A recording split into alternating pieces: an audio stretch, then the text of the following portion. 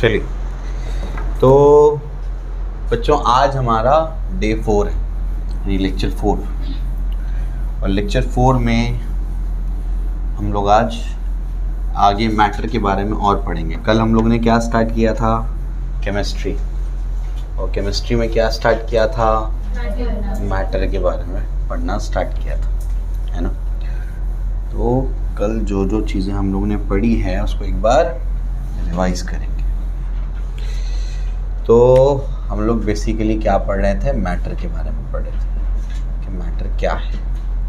और सबसे पहले हम लोग क्या करेंगे? रिवीजन करेंगे। रिवीजन करना क्यों ज़रूरी है?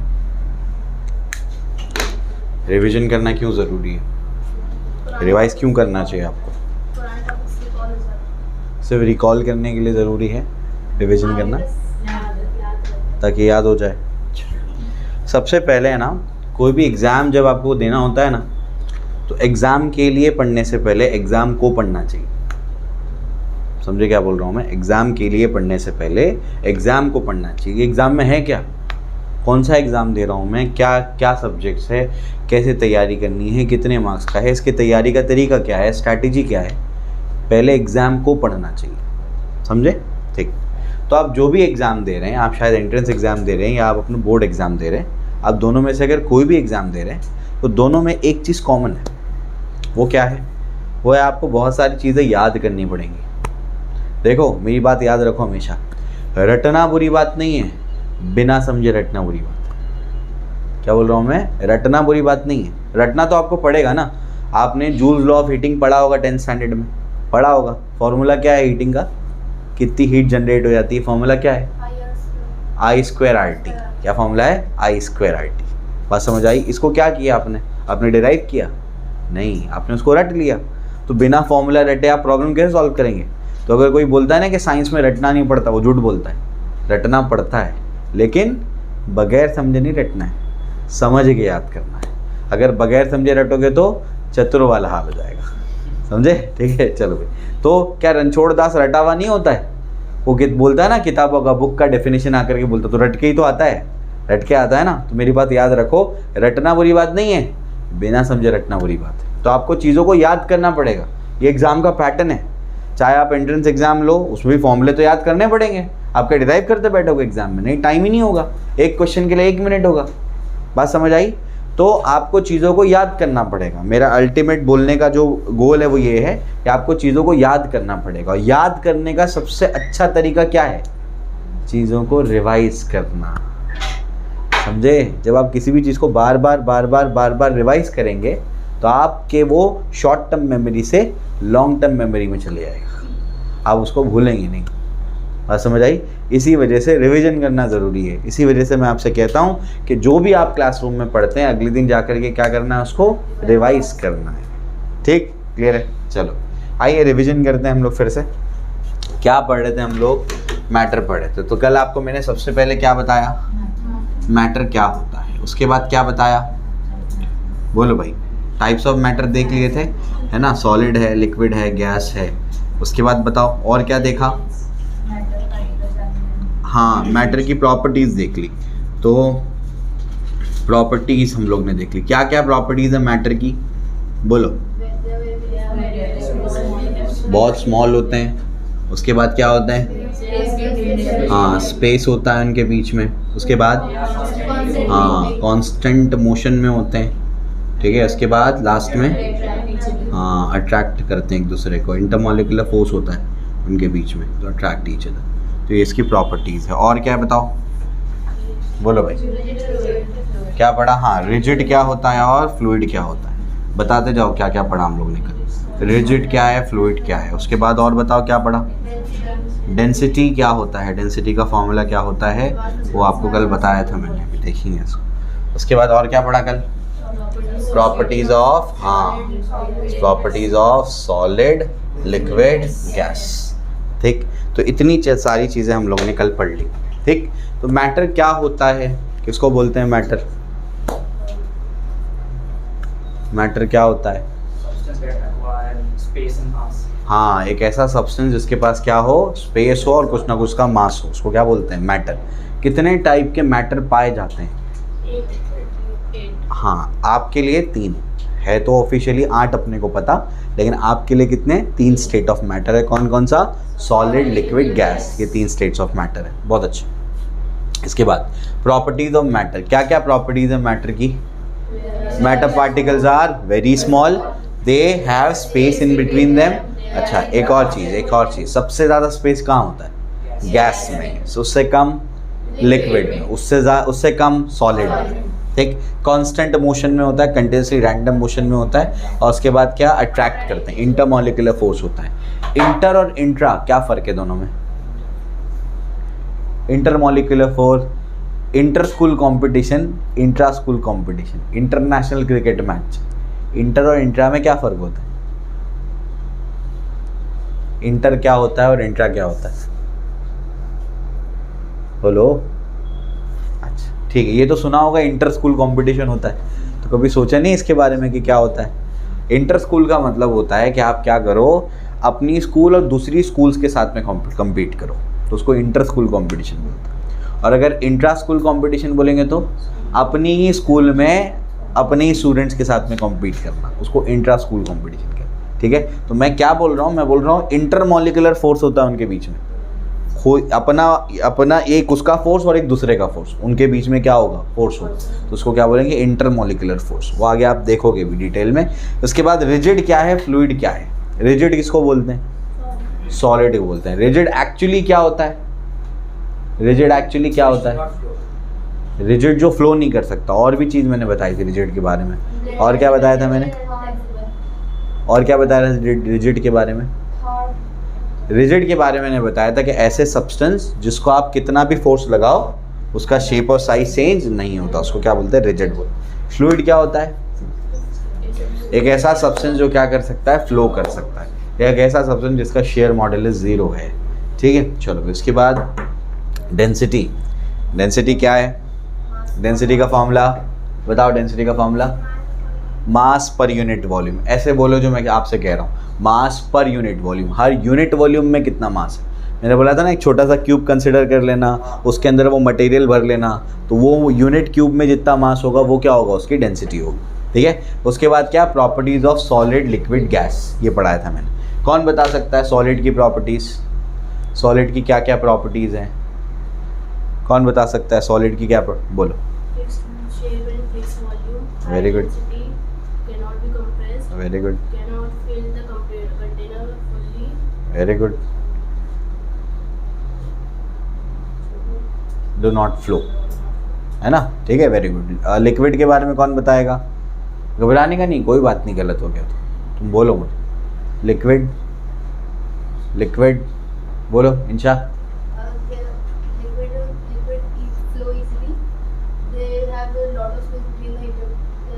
लॉट ऑफ स्पेस मतलब गैस से ज़्यादा? Moderate space. और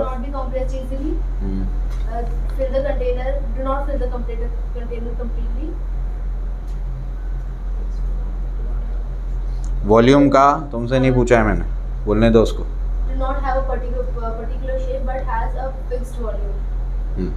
ठीक है, शेप खुद का नहीं होता, लेकिन वॉल्यूम क्या होता है? फिक्स होता है। चलिए, तो ये तो हम लोगों ने रिवाइज कर लिया। अब जो है आगे बढ़ते हैं। आगे क्या है? नेक्स्ट पार्ट को देखिए। अब मैं नई चीज़ आपको बताता हूँ। नई चीज़ क्या है इसके अंदर? अभी हम लोग पढ़ने जा रहे हैं टेम्परेचर के बारे में। कॉमन यूनिट्स ऑफ टेम्परेचर जो है उसके बारे में भी हम लोग पढ़ेंगे। तो आज का सेशन वहीं से स्टार्ट होगा। टेम्परेचर को मेजर करने के क्या क्या यूनिट्स आप लोग जानते हैं, बताइए। हाँ, डिग्री सेल्सियस, केल्विन और डिग्री फ़ारेनहाइट, और इतना ही है। र्यूमर स्केल भी होता है एक। क्या होता है? Rumour scale. वो बहुत रेयरली काम आता है, लेकिन वो भी है। ऐसे कई सारे स्केल्स हैं। तो हम लोगों को क्या करना है, आइए इसके ऊपर देखते हैं। कॉमन यूनिट्स ऑफ टेम्परेचर पे आज हम लोग को क्या करना है? चर्चा करनी है। 2 यूनिट इंडिया में बहुत कॉमन है। सबसे पहले तो डिग्री सेल्सियस ही कॉमन है। क्या चलता है हमारे यहाँ? डिग्री सेल्सियस, ठीक है ना? आपका जो, लेकिन एक बहुत कॉमन यूनिट अमेरिका में है, यूएसए में है, वो है डिग्री फ़ारेनहाइट। फ़ारेनहाइट भी बहुत चलता है। हर एक का अपना अपना फ़ायदा है, अपना अपना नुकसान है, ठीक। ये बताओ मुझे कि वो जो बुखार टेम्परेचर चेक करते हैं हम लोग, है ना, तो उसमें जो टेम्परेचर आता है 100 डिग्री या जो भी आता है वो किस में होता है? फ़ारेनहाइट में होता है, सेल्सियस में होता है, केल्विन में होता है? फ़ारेनहाइट में होता है, फ़ारेनहाइट में होता है। अगर वो डिग्री सेल्सियस में अगर 100 दिखाने लगे तुमको तो हाथ लगाने पे चटका लगेगा तुमको, समझे, इतना गर्म हो जाएगा बॉडी। तो वो जो टेम्परेचर होता है वो किसमें होता है? फ़ारेनहाइट में होता है, ठीक है ना। अभी तो 2 चीज़ें सिखाऊंगा, फ़ारेनहाइट तो आगे आप लोग सीखोगे कहाँ पर? 11th स्टैंडर्ड में। तो 2 कॉमन यूनिट ऑफ टेम्परेचर है, common unit of temperature. India में ज़्यादातर क्या चलता है? Degree Celsius. क्या चलता है? Degree Celsius. साइंस में क्या चलता है? केल्विन। ये एसआई यूनिट है टेम्परेचर का। एसआई समझता है? SI, SI system, system international. क्या है वो? एक्चुअल उसका फुल फॉर्म है, वो फ्रेंच नेम है, उसका फुल फॉर्म है सिस्टम इंटरनेशनल डे यूनाइटिस, ये उसका फुल फॉर्म है। लेकिन आप लोग क्या बोलोगे? सिस्टम इंटरनेशनल या international system of units. English में उसका कन्वर्जन क्या बनेगा, ट्रांसलेशन क्या बनेगा? International system of units. तो इंटरनेशनल सिस्टम ऑफ यूनिट्स जो है ये पहले ही चैप्टर में आप लोग पढ़ोगे 11th स्टैंडर्ड में। बड़े बड़े साइंटिस्ट बैठ करके डिसाइड करते हैं कि टेम्परेचर को या ये पर्टिकुलर फिजिकल क्वांटिटी को इस यूनिट में क्या करना है, मेजर करना है। तो उन लोग ने क्या डिसाइड किया है? डिग्री सेल्सियस में मेजर नहीं करेंगे, किस में मेजर करेंगे? केल्विन में मेजर करेंगे। समझा? ठीक है, चलो। तो ये अपने को समझ में आता है। कन्वर्जन पता है इसका? बोलो कन्वर्जन। अच्छा, एक और चीज़, डिग्री सेल्सियस होता है, फिर बच्चों को लगता है डिग्री केल्विन है। रॉन्ग है, डिग्री केल्विन नहीं होता है, सिर्फ केल्विन होता है। समझ आ रही बात क्या बोल रहा हूँ मैं क्या कह रहा हूँ आपसे? मैं आपसे कह रहा हूँ कि डिग्री सेल्सियस होता है, ये सही है, डिग्री केल्विन नहीं होता है। क्या होता है? सिर्फ केल्विन होता है। ठीक है, क्लियर हो गया? चलो, कन्वर्जन कैसे करोगे? मतलब केल्विन को सेल्सियस में या सेल्सियस को केल्विन में कैसे कन्वर्ट करोगे? बोलो। डिग्री सेल्सियस में क्या करना पड़ेगा? 273 ऐड करना पड़ेगा, तो किस में कन्वर्ट हो जाएगा? केल्विन में कन्वर्ट हो जाएगा। बात समझ आ रही है क्या बोल रहा हूँ मैं? कि अगर आपको क्या करना पड़ेगा, 273 आपने ऐड कर दिया तो किस में कन्वर्ट हो जाएगा? वो केल्विन में कन्वर्ट हो जाएगा। बात समझ आती? ठीक है ना। केल्विन का बेसिस क्या है वो मैं आपको समझाता हूँ। केल्विन का जो आपका बेसिस है वो बेसिस ये है कि आपको पता है कम से कम टेम्परेचर कितना हो सकता है? कम से कम टेम्परेचर कितना हो सकता है? -20, -30, -40, -50, कितना टेम्परेचर? Minimum temperature. हायर तो कितना भी जा सकता है, लेकिन कम से कम कितना हो सकता है? इस दुनिया की बात कर रहा हूँ मैं, दूसरे यूनिवर्स की बात नहीं कर रहा हूँ, हमारे यूनिवर्स की बात कर रहा हूँ। ठीक है, हाँ, ये मल्टीवर्स ऑफ मैडनेस नहीं चल रहा है यहाँ पर। ठीक है, तो हमारे यूनिवर्स की अगर मैं बात करूँ तो हमारे यूनिवर्स में कम से कम टेम्परेचर कितना हो सकता है? हमारे यूनिवर्स में कम से कम टेम्परेचर -273 डिग्री सेल्सियस हो सकता है, उससे नीचे वो नहीं जा सकता। समझे? ये प्रूव्ड है। ये आप 11th स्टैंडर्ड में कोई ढंग का टीचर मिलेगा तो आपको बताएगा ग्राफ से ही कि इससे नीचे टेम्परेचर नहीं जा सकता, कि ये साइंटिफिकली प्रूव्ड है, आपके सिलेबस में भी है। तो मिनिमम टेम्परेचर कितना होता है? -273.15 एक्चुअली है वो डिग्री सेल्सियस, ये मिनिमम टेम्परेचर है, इससे नीचे टेम्परेचर नहीं जा सकता। तो केल्विन ने अपना दिमाग लगाया। केल्विन बहुत दमदार साइंटिस्ट है, तो लॉर्ड केल्विन बोलते थे उनको। ठीक है, तो जो केल्विन है वो केल्विन जो है उसने अपना दिमाग लगाया। उसने बोला कि जब सबसे कम टेम्परेचर यही है तो क्यों ना इसी को 0 बोलो, यहीं से स्टार्ट करो ना काउंटिंग। तो इसको उसने बोला 0 केल्विन। समझे? तो जो -273.15 डिग्री सेल्सियस होता है ना, उसको क्या बोला गया? उसी को बोला गया 0 केल्विन। तो केल्विन स्केल में कभी टेम्परेचर नेगेटिव में जाएगा क्या? नहीं जाएगा, क्योंकि वो स्टार्ट ही कहाँ से कर रहा है? मिनिमम टेम्परेचर से। समझे क्या बोल रहा हूँ मैं? क्लियर हो गया? चलो भाई, फ़ारेनहाइट स्केल का अपना एक प्रोस कहूँगा मैं। अपना प्रोस में ये है कि फ़ारेनहाइट स्केल का टेम्परेचर जल्दी नेगेटिव में नहीं जाता, जल्दी नेगेटिव में नहीं जाता, वो आप सीख लो। ठीक है, चलो अभी जो काम की चीज़ है वो बताता हूँ मैं। तो कन्वर्जन क्या है? अगर आपको केल्विन में कन्वर्ट करना है तो आपको क्या करना पड़ेगा? जो भी डिग्री सेल्सियस में दिया हुआ है उसको 273.15 होता है, लेकिन अप्रॉक्सिमेटली हम लोग क्या ले लेते हैं? 273। तो 273 से क्या कर देना? ऐड कर देना। फॉर एग्जाम्पल अभी यहाँ पर रूम का टेम्परेचर यहाँ पर मैंने 17 सेट किया हुआ है। समझे? अभी कट ऑफ नहीं हुआ है, अभी 17 नहीं हुआ। मान लेते हैं कि 17 हुआ। कट ऑफ कब होता है? AC जब यहाँ टेम्परेचर जो सेट किया है वही रूम का टेम्परेचर हो जाए, तब वो कट ऑफ मोड पे आ जाता है। बात समझ आई? कट ऑफ मोड मतलब क्या? एसी देखो कभी कभी चलते चलते अचानक से लगता बंद हो गया, समझे? तो वो कट ऑफ मोड में आ गया, मतलब जितना टेम्परेचर बोला उतना अचीव कर लिया, समझे? ऐसा है। तो अभी हमने 17 लिया है, तो फॉर एग्जांपल आसानी के लिए 20 ले लेते हैं। तो अब मुझे वो 20 डिग्री सेल्सियस को केल्विन में कन्वर्ट करना है। कैसे करूँगा मैं? हाँ, 20 को 273 से ऐड कर देंगे, तो बताओ कितना होगा? 293 केल्विन। इसे कन्वर्ट कर लिया आपने केल्विन में। बात समझ आई? क्लियर हो गया? तो इस तरीके से आप लोग क्या कर सकते हो, एसएस को कन्वर्ट कर सकते हो। तो जो भी डिग्री सेल्सियस में है, जो भी टेम्परेचर है, उसको आप 273 से क्या कर दो, ऐड कर दो, तो किस में कन्वर्ट हो जाएगा? वो केल्विन में कन्वर्ट हो जाएगा। ठीक, अब इसको याद रखने का तरीका क्या है? इसको याद रखने का तरीका है KC 273। KC कॉलेज पता है? KC कॉलेज किधर है?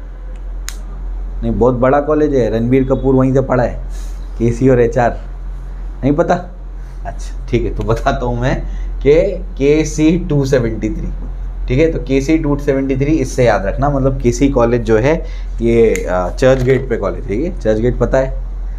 चर्च गेट वेस्टर्न का CST है ना, तो वेस्टर्न का जो CST है वो क्या है? वो चर्च गेट है, ठीक है? तो चर्च गेट पे कॉलेज है, बहुत बड़े कॉलेज है KC और HR, मतलब बहुत नामचीन कॉलेज है। जितने भी फिल्म स्टार्स के बच्चे जो पढ़ते हैं ना, मुंबई में अगर पढ़ रहे हैं तो KC और HR में पढ़ते हैं, ऐसा है। जा चुका हूँ मैं कॉलेज, मैथमेटिक्स कॉम्पिटिशन में गया था मैं उसमें। तो यहाँ पर जो है KC 273, ये इसका तरीका है, ट्रिक है इसको याद रखने का। तो KC 273 मतलब केल्विन को क्या करना? Kelvin equals to C plus 273, ऐसे करना। कॉपी कर लो।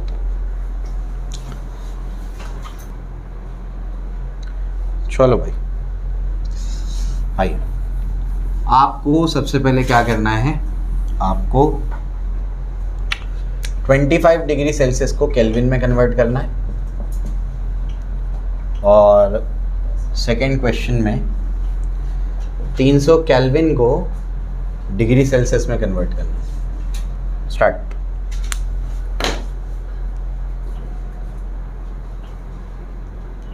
$27। ये क्या है? Degree Celsius. हमारा फॉर्मूला क्या है? KC 273 है ना, ये डिग्री सेल्सियस है ना, तो क्या होगा? 25 प्लस क्या होगा? 273, 20 ऐड करो 293, 5 ऐड करो 298 केल्विन। तो temperature in kelvin is 298 kelvin. उसके बाद बताओ ये क्या है? फॉर्मूला क्या है? KC 273, ये फॉर्मूला है K is equal to C plus 273। अब K कितना है? 300, समझा? ये क्या है? Degree Celsius. ये क्या है? 273। बताओ क्या होगा?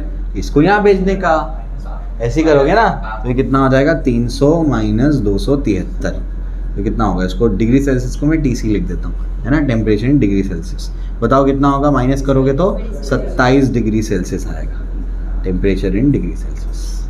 अब समझा कब माइनस करेंगे रोजीना? अब समझा? तो कब माइनस करेंगे? जब टेम्परेचर केल्विन में दिया हो और तुमको डिग्री सेल्सियस में निकालना हो। अब समझे? तो माइनस प्लस कब करेंगे उसको भूल जाओ, तुम फॉर्मूला याद रखो, जो वैल्यू दिए पुट करो, अपने आप आंसर आ जाएगा। और एक बात, ये जो आप 10th स्टैंडर्ड में सीखते हैं, ये इधर प्लस में उधर जाके माइनस हो जाएगा, ये गलत है, ये स्टेप ही गलत है। एक्चुअली ऐसा नहीं होता है, ये तो ट्रिक बताई जाती है आपको। मैं आपको सही तरीका अभी बता दूं। हाँ, हम यूज़ तो वही करेंगे, इधर प्लस है उधर जाके माइनस है, लेकिन सही आपको स्टेप बता दूं मैं। सही स्टेप ये होता है कि अगर ये ऐसा है यहाँ पर 300 is equals two degree Celsius plus 273। अब मैं चाहता हूँ कि मैं यहाँ से 273 को हटाऊँ, मतलब मैं उसको ज़ीरो करना चाहता हूँ, तो मुझे क्या करना पड़ेगा? मुझे इधर पे माइनस 273 करना पड़ेगा, तब वो हटेगा। लेकिन सिर्फ एक साइड पे नहीं कर सकते, दोनों साइड पे करना पड़ेगा। Taking square roots both the side, taking negative sign both the side, दोनों साइड करोगे तो फर्क नहीं पड़ेगा ना, तभी बैलेंस रहेगा। तो अगर इधर माइनस 273 है क्या, तो इधर भी क्या होगा? माइनस 273 C प्लस ये हो जाएगा 273 माइनस 273, ये दोनों कैंसिल हो जाएगा। यहाँ पर क्या बचेगा? 300 माइनस 273। अब समझा? अब वो आएगा 27। ये सही स्टेप है, यही एक्चुअल मैथमेटिक्स है, ये मैथ्स नहीं है। इधर प्लस है तो जाके माइनस होगा, ये मैथ्स नहीं है, ये गलत है। समझे? वो ट्रिक आपको सिखा दी जाती है कि इधर प्लस है तो उधर जाके क्या हो जाएगा? माइनस हो जाएगा, ये ट्रिक है। समझे? ठीक है, चलो ये भी आपको समझा दिया मैंने। चलिए ये भी हो गया। इसके बाद जो है change of state of matter, ये भी टॉपिक होगा हमारा, तो उसके बारे में चर्चा करते हैं। हो गया सबका? इसका नहीं हुआ है वो कॉपी कर लो। सबने कर लिया सॉल्व? ठीक है, चलो तो अभी हम लोग पढ़ेंगे change of state of matter. ठीक है, चलो आ जाओ। तो change of state of matter क्या होता है?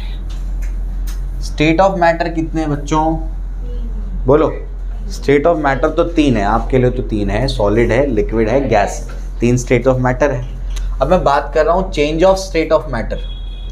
Change of state of matter मतलब क्या? मैटर का स्टेट क्या करना है? चेंज करना है। कैसे चेंज होगा? मैटर का स्टेट कैसे चेंज होगा? बोलो। मैटर का स्टेट चेंज करने का मतलब पहले बताओ। अक्सा बोलो, मैटर का स्टेट चेंज करने का मतलब? अच्छा, इसका मतलब होता है सॉलिड को किस में कन्वर्ट करो? लिक्विड में। लिक्विड को गैस में, गैस को लिक्विड में, या गैस को सॉलिड में, या लिक्विड को सॉलिड में। उल्टा भी तो आ सकते हैं, समझे? ये मतलब होता है। तो change of state of matter का मतलब होता है कि आप क्या करो, सॉलिड को लिक्विड में कन्वर्ट करो, है ना? सॉलिड को लिक्विड में कन्वर्ट करो, या लिक्विड को गैस में कन्वर्ट करो, या गैस को लिक्विड में कन्वर्ट करो, या लिक्विड को सॉलिड में कन्वर्ट करो। बात समझ आ रही? या सीधा सीधा क्या कर दो, गैस को सॉलिड में कन्वर्ट कर दो। बात समझ आ रही? क्लियर हो गया? चलो, तो यहाँ तक अपने को समझ में आता है। अब क्या यहाँ पर सॉलिड से डायरेक्ट गैस में भी जाएगा?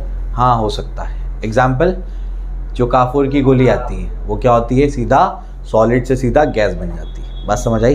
काफूर की गोली क्यों रखते? कहाँ रखते? कबर्ड में रखते कि नहीं रखते? क्यों रखते?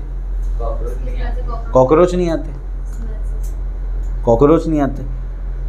उसका ऐसा तो सोचा जाता है कि कॉकरोच नहीं आते, कॉकरोच तो तब भी आते। लकड़ी की कबाड़ में रखो तब भी कॉकरोच आएगा उसमें। ठीक है, स्मेल के लिए करते हैं, ताकि उसमें क्या हो, कबर्ड में खुशबू रहे। बहुत लोगों को कैम्फर की खुशबू अच्छी लगती है, समझे? जैसे कि बहुत लोगों को घासलेट की खुशबू अच्छी लगती है, कैरोसिन की। ठीक है ना? तो घासलेट रख नहीं सकते, कपड़े में बदबू हो जाएगी, है ना? तो इस वजह से क्या लगता है, कैम्फर की गोली रख देते हैं। बात समझ आई? ठीक है, तो कैम्फर जो होता है वो सॉलिड से सीधा क्या बन जाता है? गैस बन जाता है। सॉलिड से गैस बन जाता है। ठीक, चलो, तो ये अपने को समझ में आ रहा है। तो यही चेंज ऑफ स्टेट की हम लोग बात करेंगे। अब मुझे बताओ चेंज ऑफ स्टेट होगा कैसे? सॉलिड को लिक्विड में कैसे कन्वर्ट करेंगे, लिक्विड को गैस में कैसे कन्वर्ट करेंगे? क्या तरीका है इसका? हीट कर दो, हीट कर दो या कूल कर दो। आपको यही लगता है? यही लगता है ना? तो आपको लगता तो सही है, लेकिन आपको अधूरा लगता है। हाँ, प्रेशर भी एक इम्पॉर्टेंट फैक्टर है। अगर आपको स्टेट को चेंज करना है तो सिर्फ टेम्परेचर की हेल्प से तो आप कर सकते हैं, लेकिन साथ साथ प्रेशर का भी कॉम्बिनेशन है। प्रेशर की हेल्प से भी क्या कर सकते हो? स्टेट चेंज कर सकते हो। समझ आ रहा है क्या बोल रहा हूँ मैं? क्लियर है? चलो, प्रेशर की हेल्प से कैसे होता है? जैसे आप अपने फ्रिज से आइस क्यूब निकालो, आइस क्यूब निकालो, वो है क्या अभी? सॉलिड स्टेट में। उसको जैसे ही तुम इसे प्रेस करना शुरू करोगे ना, वो पानी पानी गिरना शुरू हो जाता है उसमें से, होता है ना? वाटर ही हो जाता है वो, बिल्कुल लिक्विड स्टेट में आना शुरू हो जाता है। तो बेसिकली आपने क्या कर दिया? प्रेशर को बढ़ाया। प्रेशर को बढ़ाने से वो अपना स्टेट चेंज करना शुरू कर देता है। आप समझे? तो सिर्फ टेम्परेचर से नहीं, टेम्परेचर और प्रेशर के कॉम्बिनेशन से, टेम्परेचर और प्रेशर के कॉम्बिनेशन से क्या कर सकते हो आप लोग? स्टेट चेंज कर सकते हो। तो ऐसा भी आपको पता है एक ऐसा कॉम्बिनेशन होता है टेम्परेचर और प्रेशर का। टेम्परेचर और प्रेशर का एक ऐसा भी कॉम्बिनेशन होता है जिसपे वाटर तीनों स्टेट में एक साथ एग्जिस्ट करता है। एक ऐसा टेम्परेचर और प्रेशर का कॉम्बिनेशन होता है जिसपे वाटर सॉलिड भी होता है, लिक्विड भी होता है, गैस भी होता है, तीनों स्टेट में एक साथ एग्जिस्ट करता है। उसको बोलते हैं ट्रिपल पॉइंट।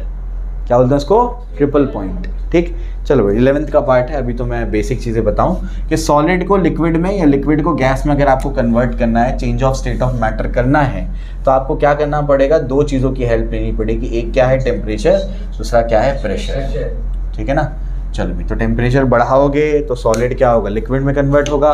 टेम्परेचर और बढ़ाओगे तो लिक्विड गैस में कन्वर्ट होगा। कूलिंग करोगे तो गैस लिक्विड में कन्वर्ट होगा और लिक्विड सॉलिड में कन्वर्ट होगा। ठीक है ना? प्रोसेस के नाम बताओ, बोलो भाई। सॉलिड को लिक्विड में कन्वर्ट करने वाले प्रोसेस को क्या कहते हैं? सॉलिड को लिक्विड में कन्वर्ट करने वाले प्रोसेस को क्या कहते हैं? मेल्टिंग कहते हैं। क्या कहते हैं? मेल्टिंग। लिक्विड को गैस में कन्वर्ट करने वाले प्रोसेस को क्या कहते हैं? वेपराइजेशन। फिर गैस को लिक्विड में कन्वर्ट करने वाले प्रोसेस को कंडेंसेशन। लिक्विड सॉलिड में कन्वर्ट होगा तो क्या है? फ्रीजिंग। क्या बोलते हैं इसको? फ्रीजिंग। ठीक है, क्लियर हो गया? चलो, तो यहाँ तक अपने को समझ में आता है। तो मैं आपसे क्या कह रहा हूँ, सॉलिड को लिक्विड में कन्वर्ट करने वाले प्रोसेस को क्या कहते हैं? इसको कहते हैं मेल्टिंग। क्या बोलते हैं इसको? मेल्टिंग। ठीक है ना। लिक्विड सॉलिड में कन्वर्ट होगा तो फ्रीजिंग, इसको फ्रीजिंग कहेंगे, ये फ्रीजिंग है। लिक्विड गैस में कन्वर्ट होगा वेपराइजेशन, इसको क्या बोलते हैं? वेपराइजेशन, वेपराइजेशन बोलते हैं। ठीक है ना। गैस लिक्विड में कन्वर्ट होगा तो कंडेंसेशन बोलते हैं, इसको क्या बोलते हैं? कंडेंसेशन। ठीक है। मैं एक्चुअली देख रहा था कि आपकी बुक में सॉलिड से गैस के लिए दिया है कि नहीं दिया है। सॉलिड से सीधा गैस में कन्वर्ट करने वाले प्रोसेस को क्या कहते हैं? बोलो। इसको बोलते हैं सब्लिमेशन। क्या बोलते हैं इसको? सब्लिमेशन। और गैस से सीधा सॉलिड में कन्वर्ट करने वाला प्रोसेस, ऐसा भी पॉसिबल है। केमिकल सब्सटेंस होते हैं जिनको गैसेस स्टेट से सीधा क्या कर दो? सॉलिड में कन्वर्ट करो। ऐसे टेम्परेचर प्रेशर का कॉम्बिनेशन लाओ, इसको बोलते हैं डिपोजिशन। क्या बोलते हैं इसको? डिपोजिशन। ये प्रोसेस का नाम डिपोजिशन है। तो एक्स्ट्रा नाम भी बता दिया आपको मैंने। ठीक है। आपके काम का सब्लिमेशन नहीं है ना डिपोजिशन है, आपके काम का सिर्फ ये और यही है। मैं एक्स्ट्रा बात बता रहा हूँ आपको जो बुक से हट के। सॉलिड को लिक्विड में कन्वर्ट करने के लिए क्या कर दो आप? आइस क्यूब निकालो, उसको हीट कर दो। हीट करोगे तो क्या होगा? वो सॉलिड से लिक्विड में कन्वर्ट हो जाएगा, मेल्टिंग हो जाएगी उसकी। फिर उसी वो जो लिक्विड बना है उसी को आप और हीट करो तो क्या हो जाएगा? वेपराइज हो जाएगा, तो वो लिक्विड से गैस में आ गया। ठीक। उसी गैस को आप क्या करो? कंडेंस करो, ठंडा करो, वो क्या बन जाएगा? फिर से लिक्विड।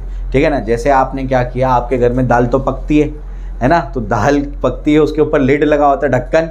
तो जो ढक्कन होता है, पहले तो दाल गर्म होती है, कुछ देर के बाद जब दाल ठंडी हो जाती है वो ढक्कन उठा के देखो क्या होगा? ऐसे पानी गिरता है उसमें से।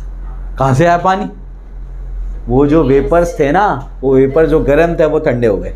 तो जब वो गैस वेपर्स जब ठंडे हो गए तो क्या बन गए? लिक्विड। तो वो कौन सा प्रोसेस है? कंडेंसेशन। अब समझा आ गया कौन सा प्रोसेस है? कंडेंसेशन। ठीक है ना। उसके बाद लिक्विड को आप पानी को फ्रिज में रख दो तो क्या हो जाएगा? फ्रीजिंग हो जाएगी, बन जाएगा सॉलिड। तो इस तरीके से ये होता है। और ये डायरेक्ट प्रोसेस आपका क्या है? सब्लिमेशन। ये क्या है? डिपोजिशन। यहाँ तक सबको समझा? क्लियर हो गया? तो सॉलिड से लिक्विड क्या है? मेल्टिंग। लिक्विड से गैस वेपराइजेशन। उसके बाद गैस से लिक्विड कंडेंसेशन। लिक्विड से गैस फ्रीजिंग। सॉलिड से गैस सब्लिमेशन। और गैस से सॉलिड डिपोजिशन। समझे? ठीक है। चलो, तो ये समझ आता है अपने को। अब मैं आपको एक और इम्पॉर्टेंट चीज़ बता रहा हूँ, इसको बोलते हैं लेटेंट हीट। पहले इसको कॉपी करो। चलो, ठीक है। तो अब जो है आगे बढ़ते हैं। अब जो है लेटेंट हीट के बारे में पढ़ लेते हैं कि लेटेंट हीट क्या है। इसको देखो, लेटेंट हीट क्या होता है? लेटेंट का मतलब क्या होता है? हिडन। हाँ, ये तो पढ़ा है शायद तुम लोगों ने। तो लेटेंट हीट तो आपने पढ़ा होगा। लेटेंट का मतलब क्या होता है? हिडन। तो हिडन हीट होती है। क्यों हिडन हीट है ये? क्योंकि इससे टेम्परेचर नहीं बढ़ता है, सिर्फ स्टेट चेंज होता है। हाँ, टेम्परेचर नहीं बढ़ता, मतलब टेम्परेचर बढ़ता हुआ शो नहीं करता और स्टेट चेंज हो जाता है। कैसे? जैसे हमारे पास एक कंटेनर है, इसके अंदर हमने क्या कर दिया? आइस क्यूब्स ले लिए। क्या ले लिए? आइस क्यूब्स ले लिए। और आइस क्यूब्स लेने के बाद क्या करते हैं? आइस क्यूब्स लेने के बाद इसको नीचे से हीट करना शुरू कर देते हैं। यहाँ लगा देते हैं थर्मोमीटर। क्या लगा दिया? थर्मोमीटर। नीचे इसको आप लोग बर्न करना शुरू करते हो। ठीक है। नीचे तुमने आग लगा दी। ठीक है। अब क्या होता है? अब ये होता है कि जैसे ही इसको तुमने हीट करना शुरू किया तो होना क्या चाहिए? होना ये चाहिए कि जब ये इसको यहाँ से हीट कर रहे हैं तो हीट अगर बढ़ रही है, हीट का कंटेंट अगर बढ़ रहा है तो ये थर्मोमीटर में दिखना चाहिए कि टेम्परेचर बढ़ रहा है। हीट करोगे किसी भी चीज़ को तो टेम्परेचर बढ़ता हुआ दिखना चाहिए। पारा चढ़ेगा। पारा समझता है? पारा इज़ मर्क्यूरी। पारा क्या होता है? मर्क्यूरी। तो मर्क्यूरी का यहाँ पर वॉल्यूम बढ़ेगा, मतलब मर्क्यूरी आपको ऊपर जाता हुआ नज़र आएगा। लेकिन इस केस में नहीं नज़र आता है। जनरली तो ऐसे ही होता है कि मर्क्यूरी यहाँ पर ऊपर चढ़ता हुआ आपको नज़र आना चाहिए, लेकिन आपको ये नज़र नहीं आता। क्यों नहीं आता? तो उसका रीज़न है। उसका रीज़न ये है कि जो ये हीट कर रहे हैं वो हीट गई कहाँ? तो वो हीट गई इसके स्टेट को चेंज करने में। मतलब क्या? आप इसको हीट करते जा रहे हो, टेम्परेचर नहीं बढ़ रहा। हीट करते जा रहे हो, टेम्परेचर नहीं बढ़ रहा। तो आपका ध्यान इधर था और इधर था। हीट कर रहा हूँ, टेम्परेचर नहीं बढ़ रहा। हीट कर रहा हूँ, टेम्परेचर नहीं बढ़ रहा। फिर आपका ध्यान इधर गया। इधर ध्यान गया, यानी इस पे जब ध्यान गया तो इस पे ध्यान गया, तो आप ये देखते हो कि अच्छा टेम्परेचर तो नहीं बढ़ रहा है लेकिन वो मेल्ट हो रहा है। समझे? ये आइस धीरे धीरे क्या कर रहा है? मेल्ट हो रहा है। मेल्ट होते होते होते होते जब वो पूरा मेल्ट हो जाएगा पूरा तरीके से मेल्ट हो जाएगा, मतलब सॉलिड से लिक्विड स्टेट में आ जाएगा। उसके बाद जैसे ये पूरा मेल्ट हुआ उसके बाद यहाँ पर टेम्परेचर बढ़ना शुरू होता है, समझे? तो जो आपने हीट दी वो क्या आपको थर्मोमीटर में नजर आई? नहीं नजर आई। इस वजह से वो हीट कौन सी है? हिडन हीट है। आपको समझ आया कैसी हीट है? हिडन हीट है, क्योंकि आपको टेम्परेचर मेजरिंग स्केल में तो नजर ही नहीं आ रहा वो, इस वजह से उसको क्या बोलते हैं? हिडन हीट बोलते हैं। तो इसको आप जैसे ही क्या करते हो, हीट करते हो, तो वो हीट कहाँ चली जाती है? इसका फेस चेंज करने में, यानी स्टेट चेंज करने में चली जाती है, इसलिए इसको क्या बोलते हैं? लेटेंट हीट बोलते हैं। तो लेटेंट हीट जो होती है इसका फॉर्मूला क्या होता है? फॉर्मूला था आपको Q = ml था फॉर्मूला। तो Q = क्या होता है? Q क्या होता है? m × l। L क्या है? लेटेंट हीट, और m क्या है? मास। ठीक है ना? चलो ये भी समझ आता है। लेटेंट हीट ऑफ फ्यूजन और latent heat of vaporization. Fusion क्या होता है? सॉलिड टू लिक्विड वाला जो प्रोसेस है ना, सॉलिड को लिक्विड में कन्वर्ट करना, उसको मेल्टिंग तो बोलते हैं, साथ साथ में फ्यूजन भी बोलते हैं। एक और नाम है, लिख लो वहाँ पे, केमिस्ट्री में भी यही यूज़ होगा, फ्यूजन भी कहते हैं उसको। Fusion, latent heat of fusion और लेटेंट हीट ऑफ वेपराइजेशन।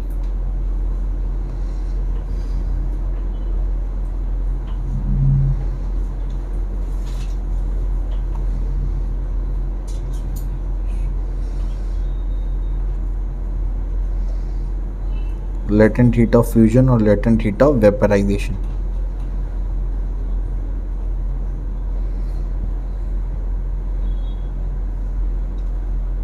ठीक है, चलो ये भी हो गया। अभी फ़िलहाल कोई वैल्यू याद करने की ज़रूरत नहीं है, आगे आपको वैल्यूज़ बताऊंगा मैं, ऐसा है। अभी सिर्फ कॉन्सेप्ट्स आपको क्लियर करने हैं। सब्लिमेशन बता चुका हूँ मैं, सब्लिमेशंस क्या होते हैं। ठीक है, चलो इसके बाद आगे क्या है? आगे जो है effect of change of pressure, ये भी हम लोग जानते हैं। Effect of change of pressure क्या होता है?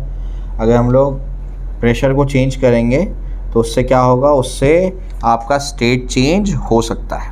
क्या हो सकता है? स्टेट चेंज हो सकता है। जैसे आप अगर गैस लो, मेरी बात ध्यान से सुनना, आप अगर क्या कर दो, कोई गैस लो, यहाँ पर आप एक कंटेनर लेते हो, उस पर आप लगाते हो पिस्टन। पिस्टन बताया था कैसे होता है? क्या बताया था? पिस्टन नहीं बताया था? तो पिस्टन नहीं बताया था। आपकी जो सुई होती है, सिरिंज सुई होती है ना, तो सुई के जो पीछे वाला पार्ट होता है, इसको हम लोग कंप्रेस करते हैं ऐसे, है ना? तो वो जो पीछे वाला पार्ट है उसी को पिस्टन बोलते हैं। समझ आ गया? वो क्या है आपका? पिस्टन। तो वही जो सुई है ना, उसका एक बड़ा कंटेनर इमेजिन कर लो, सुई बड़ी से सुई, नीचे से उसकी जो नीडल होती है उसको निकाल दो। बात समझ आई? नीचे से उसको पैक कर दो, तो एक बड़ा कंटेनर, उसके ऊपर क्या लगा है? पिस्टन। अब समझा? तो वही है, वही सिस्टम है। ठीक है, क्लियर हो गया? नीचे से पैक्ड है, बिल्कुल पैक्ड है नीचे से। तो ये आपके पास सिस्टम है। इसके अंदर क्या भरी हुई है? इसके अंदर भरी हुई है गैस। ठीक है ना? ये बहुत काम आने वाला है आपको अभी। तो एक कंटेनर होगा, उसके ऊपर क्या लगा होगा? पिस्टन लगा होगा। क्या लगा होगा? पिस्टन लगा होगा। और आप क्या करते हो? इस गैस को ऐसे कंप्रेस करते हो। कंप्रेस करोगे तो क्या होगा? कंप्रेस करोगे तो उसका प्रेशर बढ़ेगा। क्या बढ़ेगा? प्रेशर बढ़ेगा। तो उसको कंप्रेस करते हैं तो क्या होता है? इसका प्रेशर बढ़ता है। कंप्रेस करोगे तो क्या होता है? इसका प्रेशर बढ़ता है। हैंड फोल्ड मत करो, तो फिर कंप्रेस करते हो तो उसका क्या होता है? प्रेशर बढ़ता है। तो उसका प्रेशर बढ़ेगा तो क्या होगा? इसका प्रेशर बढ़ने से क्या होगा? प्रेशर बढ़ाएंगे तो ये गैस कौन से स्टेट में? ये तो अभी गैसेस स्टेट में है ना, वेपर स्टेट में। तो जैसे इसको कंप्रेस करेंगे तो कंप्रेस करने पर, इसको ज़्यादा कंप्रेस करने पर प्रेशर बढ़ा, प्रेशर बढ़ने से लिक्विड स्टेट में कन्वर्ट हो जाता है। किस में कन्वर्ट हो जाता है? Liquid state. तो अगर गैस को तुम कंप्रेस करोगे तो गैस को कंप्रेस करने पर क्या होता है? वो लिक्विड स्टेट में कन्वर्ट हो जाता है, अगर प्रेशर को तुम क्या करते हो? बढ़ाते हो। तो बात समझ आई? ठीक है ना? कॉपी कर लो उसको। चलो, तो यहाँ तक तो अपने को समझ आया। तो क्या क्या पढ़ा बताओ आज? बोलो, क्या क्या पढ़ लिया आज? Units of temperature, common unit of temperature. हाँ, common units of temperature. Imran बताओ क्या क्या पढ़ा आज? Common unit of temperature, common units of temperature, change of state of matter, change of state of matter,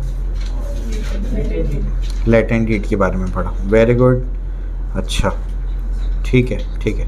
चलो एक एक करके बताओ मुझे। बोलो रज़ा, बोलो कॉमन यूनिट्स ऑफ टेम्परेचर क्या है? बोलो। डिग्री सेल्सियस, फ़ारेनहाइट और केल्विन। केल्विन। कन्वर्जन बताओ ज़रा, इमरान बताओ conversion. conversion solid to gas. नहीं बेटा, केल्विन का डिग्री सेल्सियस में कन्वर्जन बोलो। केल्विन का डिग्री सेल्सियस में उम्मानी। K is equal to C plus 270. Very good, K is equals to C plus 273 है ना। चलो भाई, ये अपने को समझ में आता है। हुसैन बताएगा कि गैस को लिक्विड में कन्वर्ट करने वाले प्रोसेस को क्या कहते हैं? गैस को लिक्विड में कन्वर्ट करना, सॉलिड लिक्विड गैस, गैस को लिक्विड में कन्वर्ट करना, कंडेंसेशन। वेरी गुड बेटा। चलो भाई, सॉलिड को सीधा गैस में कन्वर्ट करने वाले प्रोसेस को क्या बोलते हैं? रोजीना सब्लिमेशन बोलते हैं, ठीक है ना। और गैस को सीधा सॉलिड में कन्वर्ट करने वाले प्रोसेस को डिपोजिशन, क्या कहते हैं? डिपोजिशन, ठीक है ना। हुदा बताएगी कि सॉलिड को लिक्विड में कन्वर्ट करने वाले दो प्रोसेस का नाम। Melting or fusion. Very good, melting और फ्यूजन, ठीक है, क्लियर है। चलो अब जो है नई चीज़ पढ़ते हैं जिसको क्या कहते हैं? इवेपोरेशन। क्या पढ़ते हैं? इवेपोरेशन, ठीक है ना। चलो तो इवेपोरेशन देखते हैं, और आज का ये आखिरी से टॉपिक होगा क्योंकि फॉर्म बनने जाना है बच्चों को। चलो तो अब जो है इवेपोरेशन,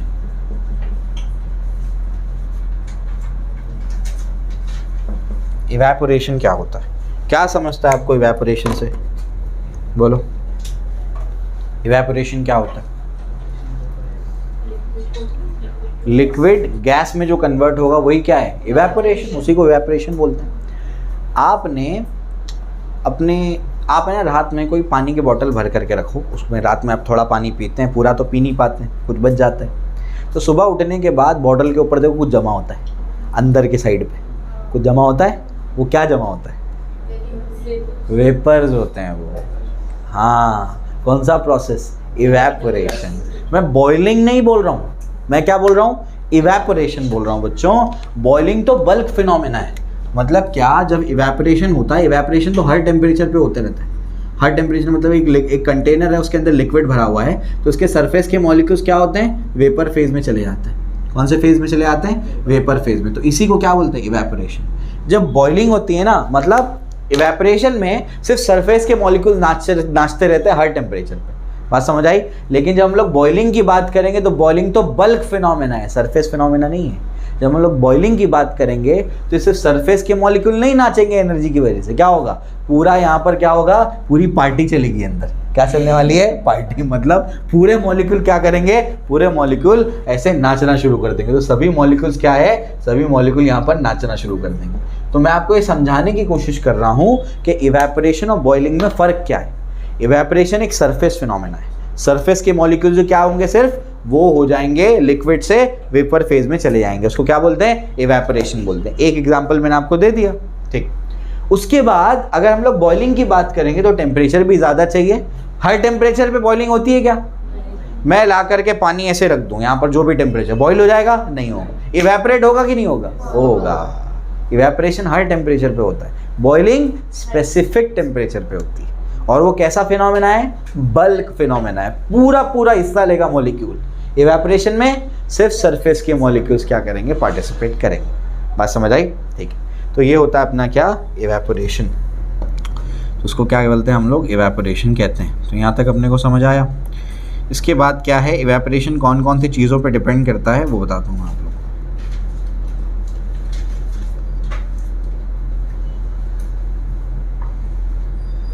तो इवेपोरेशन कौन कौन सी चीज़ों पे डिपेंड करता है उसको देखते हैं। चलो भाई, तो सबसे पहले इवेपोरेशन क्या है लिखो, हेडिंग लगाओ evaporation. The process of liquid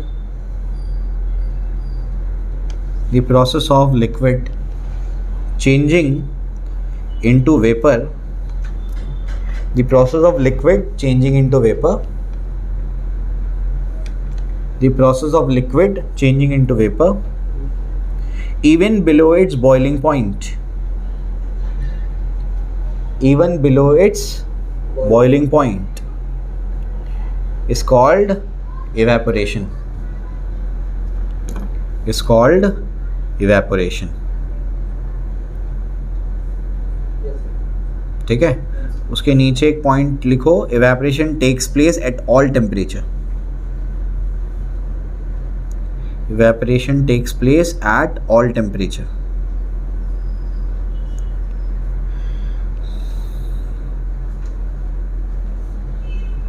ठीक है, तो इवेपोरेशन सभी टेम्परेचर पे होता है। और उसके बाद लिखो factors affecting evaporation. Factors affecting evaporation. Factors affecting evaporation.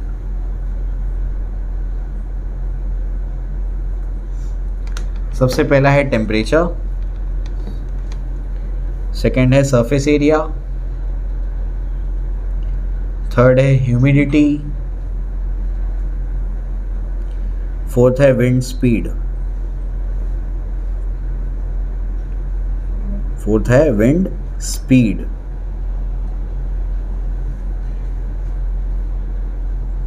Wind speed, ठीक है, मतलब कौन कौन सी चीज़ों पे इवेपोरेशन डिपेंड करता है। हम लोग हमेशा साइंस में फैक्टर्स अफेक्टिंग पढ़ते हैं। मतलब क्या होता है, कौन कौन सी चीज़ों से ये अफेक्ट होता है, मतलब इससे इसको फ़र्क पड़ता है। ठीक, क्योंकि अगर अपने को पता लग जाएगा कि इन इन चीज़ों से इसको फ़र्क पड़ता है तो हम लोग इसके साथ खेलना शुरू कर देंगे, ये होगा ना। तो इसलिए कभी भी अपने बारे में नहीं बताने का कि हमको कौन कौन सी चीज़ों से फ़र्क पड़ता है, किसी को नहीं बताने का, समझे। फिर लोग तुम्हारे साथ खेलना शुरू कर देंगे, ठीक है ना। तो हमेशा याद रखो, हज़रत अली का एक कौल है कि अगर तुम किसी को अपना राज बता देते हो तो तुम उसके हमेशा के लिए ग़ुलाम बन जाते हो, समझे। अगर तुम किसी को अपना राज बता देते हो तो फैक्टर्स अफेक्टिंग है, तुम उससे अफेक्ट होंगे, तो क्या हो जाएगा, तुम उसके ज़िंदगी भर के लिए हाँ ग़ुलाम बन जाते हो, क्योंकि वो जैसा चाहेगा वो वैसा यूज़ कर लेगा आपको, समझे, ठीक है ना। चलो, तो ये मैं आपसे कह रहा हूँ कि फैक्टर्स अफेक्टिंग हम लोग हमेशा पढ़ेंगे साइंस में, जिससे हम लोग क्या करें, जिससे हम लोग उस फिनोमिना को कंट्रोल कर पाएँ। ठीक, तो कौन कौन से फैक्टर्स हैं जिससे इवेपोरेशन अफेक्ट होता है। टेम्परेचर, टेम्परेचर कम रखोगे तो कम इवेपोरेशन होगा, टेम्परेचर ज़्यादा रखोगे ज़्यादा इवेपोरेशन होगा। उसके बाद क्या है, सरफेस एरिया, सरफेस एरिया ज़्यादा कर दोगे तो ज़्यादा इवेपोरेशन होगा। सरफेस एरिया मतलब क्या, इसको और ज़्यादा कर दिया मैंने, समझे, तो क्या होगा, सरफेस एरिया बढ़ने से इवेपोरेशन का रेट भी बढ़ जाता है, ठीक है ना। क्लियर हो गया, चलो अभी ये भी समझ में आता है। इसके बाद जो है आगे क्या है, ह्यूमिडिटी। ह्यूमिडिटी मतलब humidity, dampness in the surrounding, उसको ह्यूमिडिटी कहते हैं। Rate of moisture. Very good, very good, rate of moisture. हाँ, मॉइस्चर, रेट ऑफ मॉइस्चर नहीं, ऐसे कहो कि मॉइस्चर क्या है। मॉइस्चर, मॉइस्चर समझता है आसान भाषा में नमी। ह्यूमिडिटी इज नमी, मतलब क्या, हमारे आसपास क्या है, एयर। एयर मतलब क्या, इसमें नाइट्रोजन भी है, ऑक्सीजन भी है, कार्बन डाइऑक्साइड भी है, इसमें बहुत सारे गैसेस हैं। अगर हमारे आसपास की एयर में वाटर पार्टिकल्स भी आ जाएं तो हम लोग क्या बोलेंगे, ज़्यादा वाटर पार्टिकल्स है तो हाँ आज मौसम में बहुत नमी है। अब समझ आया, ऐड में कभी सुना है सनसिल्क का मॉइस्चराइज़र ठीक है, आज मौसम में क्या है, बहुत नमी, ठीक है। चलो, तो हम लोग बोलेंगे नमी मतलब क्या, अगर वाटर पार्टिकल ज़्यादा हो गए तो नमी ज़्यादा है, वाटर पार्टिकल कम है तो नमी कम है। बात समझ आई, ठीक है ना। चलो, तो अगर वाटर पार्टिकल ज़्यादा है तो हम लोग बोलेंगे आज क्या है, ह्यूमिडिटी ज़्यादा है। क्या बोलेंगे, ह्यूमिडिटी ज़्यादा है, ठीक है ना। चलो भाई, ये हो गया, ह्यूमिडिटी हो गया, और क्या बचा, हाँ चलो भाई। अच्छा, और एक चीज़, हाँ, ह्यूमिडिटी जब लो होगी, नमी कम होगी, तो रेट ऑफ इवेपोरेशन ज़्यादा होगा, ध्यान रखना, ठीक है। चलो भाई, वेरी गुड, ये हो गया। उसके बाद जो है आगे क्या था लास्ट में, विंड स्पीड, मतलब हवा की स्पीड क्या है। तो हवा की स्पीड ज़्यादा होगी तो इवेपोरेशन भी ज़्यादा होगा, ठीक है, उससे भी वो इफेक्ट हो जाता है। वैसे ज़्यादा कुछ काम नहीं आएगा 12th में ये, तो यहाँ तक रिक्वायर्ड था। ये फर्स्ट चैप्टर आप समझ लो ऑलमोस्ट मैंने ख़त्म कर दिया आप लोगों का, ठीक है, जिसमें बेसिक चीज़ें मुझे आपको बतानी थी, ठीक है। हाँ ठीक, तो मैं क्या कह रहा हूँ आपसे कि फर्स्ट चैप्टर ऑलमोस्ट मैंने आपका करा दिया है। अब इसके बाद जो सेकेंड चैप्टर है वो इससे ज़्यादा इंपॉर्टेंस रखता है, क्योंकि सेकेंड चैप्टर की बहुत सारी चीज़ें आप 11th में फिर पढ़ेंगे। तो इससे ज़्यादा इंपॉर्टेंट कौन सा है, सेकेंड चैप्टर, जो नेक्स्ट वीक स्टार्ट होगा वेडनेसडे को। नेक्स्ट वीक क्या स्टार्ट करूँगा मैं, फिजिक्स में लॉज ऑफ मोशन, फोर्स, जो फिजिक्स का सबसे इंपॉर्टेंट चैप्टर है, समझ आया। तो फोर्स पढ़ाऊँगा फिजिक्स में, पहले 2 दिन मंडे ट्यूसडे वेडनेसडे और थर्सडे हम लोग केमिस्ट्री में क्या पढ़ेंगे, is matter around us pure, मतलब कंपाउंड्स, एलिमेंट्स क्या है, मॉलिक्यूल्स क्या हैं, बॉन्डिंग क्या है, वैलेंसी क्या है, ये सब मैं आपको पढ़ाने वाला हूँ। ठीक है, वो अगले हफ्ते होगा। ठीक है, अभी आज तो ये लेक्चर हो गया, फ्राइडे और सैटरडे आपको बायोलॉजी होगा जो नासिर सर कवर करेंगे। बायोलॉजी का मुझे कुछ नहीं आता है, ठीक है, तो बायोलॉजी मैं नहीं पढ़ाता हूँ, मेरे को नहीं आता बायो, दूसरे टीचर्स पढ़ाएंगे। जब 11th स्टैंडर्ड जब स्टार्ट होगी तब बायोलॉजी नासिर सर नहीं पढ़ाएंगे, नासिर सर मैथ्स के टीचर। बायोलॉजी पढ़ाने के लिए और 3 फैकल्टीज है, वो पढ़ाएंगे आपको, समझे, जो स्पेशलिस्ट हैं उसके वही लोग पढ़ाएंगे। ठीक है, चलो अभी तो 9th-10th का है, तो 9th-10th का नासिर सर पढ़ाते हैं, तो वो पढ़ाएंगे आपको। ठीक है, तो आज का सेशन एंड करते हैं, रिविजन कर लें, एक बार रिविजन कर लेते हैं फाइनल। आ जाओ, रिविजन में क्या है सबसे पहले बोलो, कॉमन यूनिट्स ऑफ टेम्परेचर। ठीक है, एक बार तुम लोग रिवाइज कर लो, देखो जो क्या क्या पढ़ा है रिवाइज कर लो, फिर मैं एक एक को पूछूंगा अभी।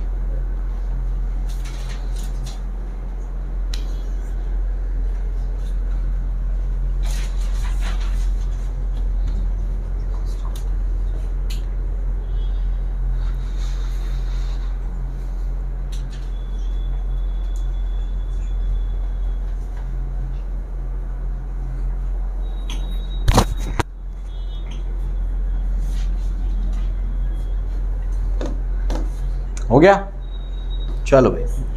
तो आज हम लोग ने सबसे पहले तो पढ़ा है कॉमन यूनिट्स ऑफ टेम्परेचर, ये पढ़ा है। तो रज़ा बताएगा मुझे कि डिग्री सेल्सियस और केल्विन में क्या रिलेशन है। रिलेशन का मतलब होता है फॉर्मूला, क्या फॉर्मूला है? हाँ, मतलब ये कहाँ काम आएगा, फ़ारेनहाइट को केल्विन में कन्वर्ट करने के लिए, है ना। हाँ, डिग्री सेल्सियस को केल्विन में कन्वर्ट करने के लिए, ध्यान सुनने का मैं क्या बोल रहा हूँ। ठीक है, चलो भाई। इसके बाद क्या पढ़ा, चेंज ऑफ स्टेट पढ़ा। स्टेट कैसे चेंज करेंगे, वो नाम भूल गया मैं, क्या था। हाँ रुकैया, बोलो कैसे स्टेट को चेंज करेंगे, कैसे कन्वर्ट करेंगे। नहीं बताने का नहीं है, मैं मारूंगा नहीं, बोलो तुम कैसे चेंज, स्टेट को कैसे चेंज करने का। टेम्परेचर को कम या ज़्यादा कर दो, स्टेट चेंज हो जाएगा। और एक चीज़ है प्रेशर कम ज़्यादा कर दो तब भी स्टेट चेंज हो जाएगा। सबसे बेस्ट एग्जांपल क्या दिया था आपको मैंने, फ्रिज से बर्फ़ निकालो, उसको ऐसे प्रेस करना शुरू कर दो, प्रेशर बढ़ेगा, वो अपने आप लिक्विड में कन्वर्ट करना शुरू कर देता है, समझा। ठीक, इसके बाद क्या पढ़ा, हाँ कैसे कैसे क्या कन्वर्जन होगा, पूरा कौन बता सकता है। सॉलिड से लिक्विड, लिक्विड से गैस, और लिक्विड से, बोलो वह नाम, जकवान बोलो। From solid to liquid it answer नहीं सुनाना है। melting, and from liquid to gas it is known as vaporizing, and from gas to liquid it is known as condensing, and from condensation, and from liquid to solid freezing. Liquid to solid क्या होता है, freezing होता है। अच्छा ठीक है, solid से gas क्या होता है अक्सा, सॉलिड से गैस, सॉलिड से सीधा गैस, सॉलिड से गैस सब्लिमेशन, गैस से सॉलिड डिपोजिशन। ठीक है ठीक है, चलो भाई। और क्या पढ़ा, और लेटेंट हीट के बारे में पढ़ा। लेटेंट हीट क्या होती है, हिडन हीट होती है। काई में कौन सी चीज़ में काम आती है, स्टेट को चेंज करने के काम में आती है। ठीक है, वेरी गुड। इसके बाद जो है, इसके बाद नेक्स्ट पार्ट क्या है, हाँ इवेपोरेशन। इवेपोरेशन क्या होता है, बोलो मैनी, इवेपोरेशन।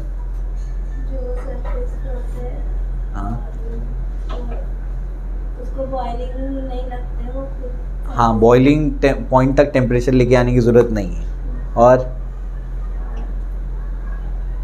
इवेपोरेशन क्या है, ठीक है ठीक, गुड, बोलो बता। लिक्विड का गैस में कन्वर्ट